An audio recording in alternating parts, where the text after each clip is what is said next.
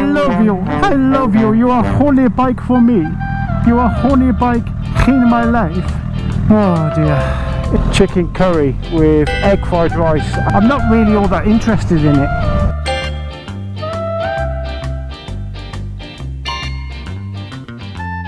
Right, so I finally got the chin mount for this new helmet. So I'm able to wear it now for making moto vlogs, which is good. It's so bloody comfortable. I love it. I absolutely love it. I bloody love that.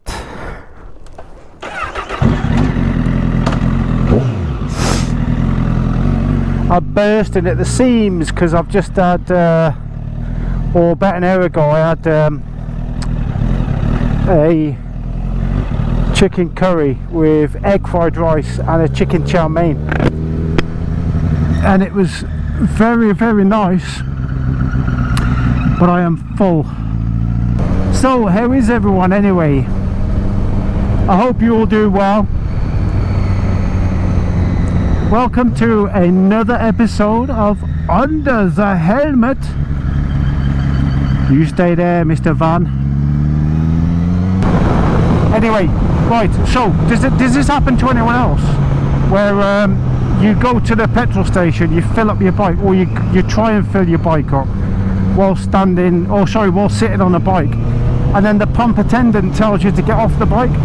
So it happened to me earlier, and I don't know why that rule is.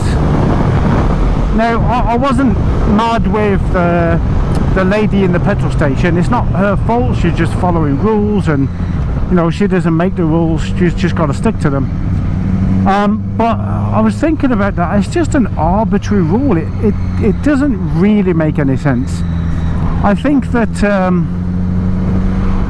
maybe the only part that makes sense is if you sat on the bike and you spill petrol all over yourself.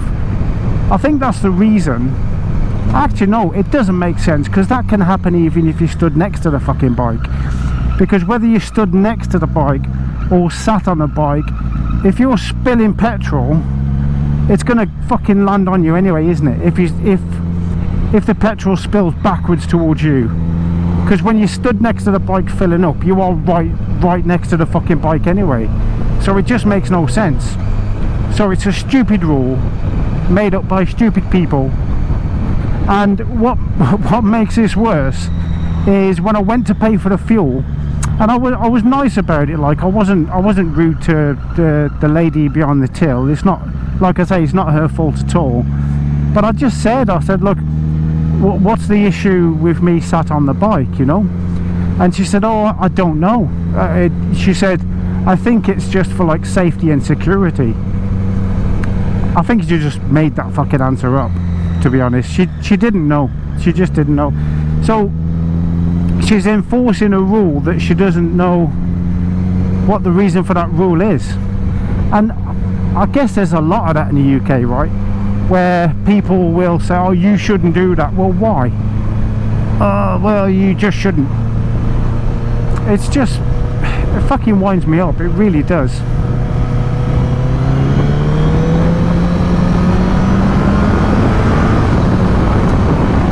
But like I say, it's not her fault.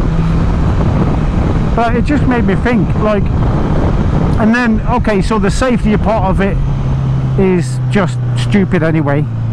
And then her answer, the security part of it, like, do people think that we're going to ride away because we sat on the bike to fill up?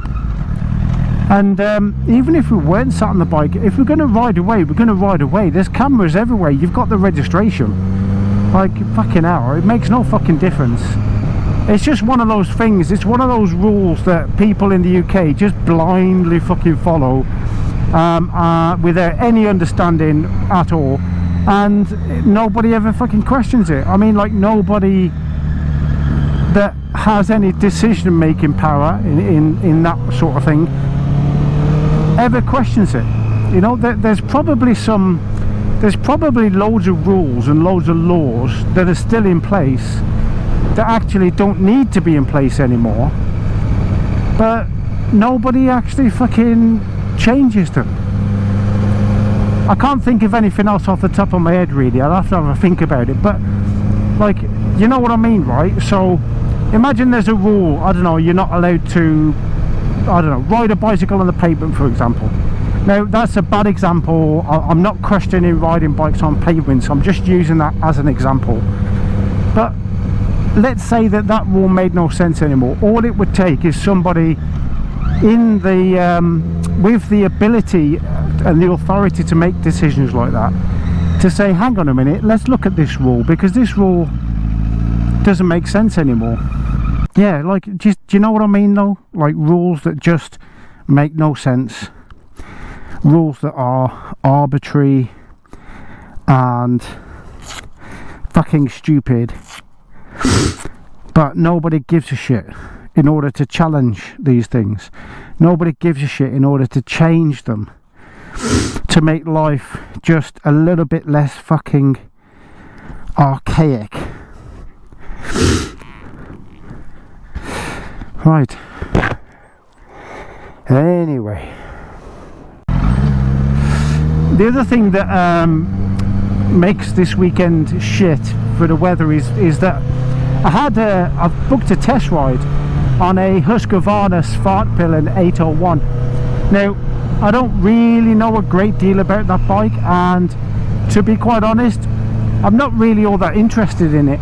But a friend of mine, Dave, he shared a link with me, and Husqvarna have got a promotional event at the Oily Rag Cafe in Gloucester, and you could register and test ride a few of their bikes. So I had a look online and I registered, and there was a choice of two bikes. One of them was a Husqvarna Svartpilen 401, and the other one was the 801. So I chose the 801, obviously the bigger bike. And it aligns with the idea that I had. I think I mentioned it on a previous video, that I might start, you know, doing the odd test ride here and there, just to bring some extra different content to the channel really. But I might cancel because, yeah, it's going to piss it down. I mean, I don't mind riding their bike in the rain, but the other problem is that when it's raining I can't use the microphone. So the GoPro that I've got is completely waterproof, but when you put the media mod on there, and then so that you can use the microphone, that's not waterproof, and the last thing I want to do is fuck the camera up. So I'd be able to get some video footage, but I wouldn't be able to speak. I suppose I could do a voiceover. I'll see how it goes. I'll see how I feel.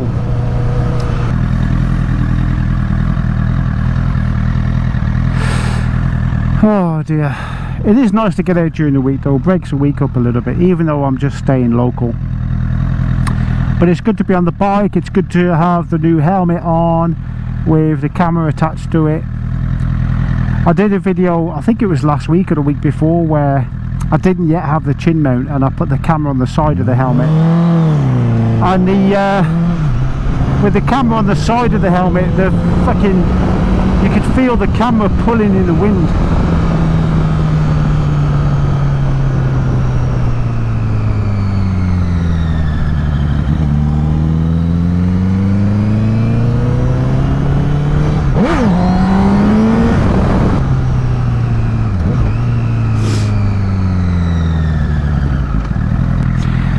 Fucking miles away from the line there.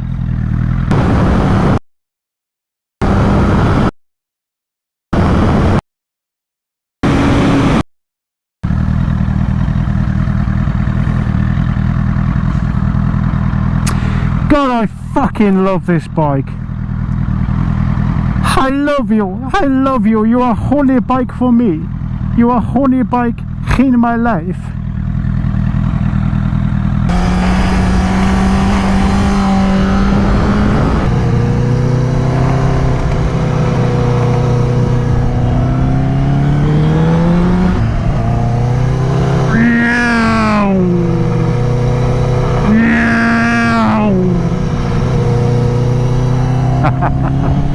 Everybody's got to have a hobby, ain't they? Everybody's got to have something that you enjoy doing, some sort of passion.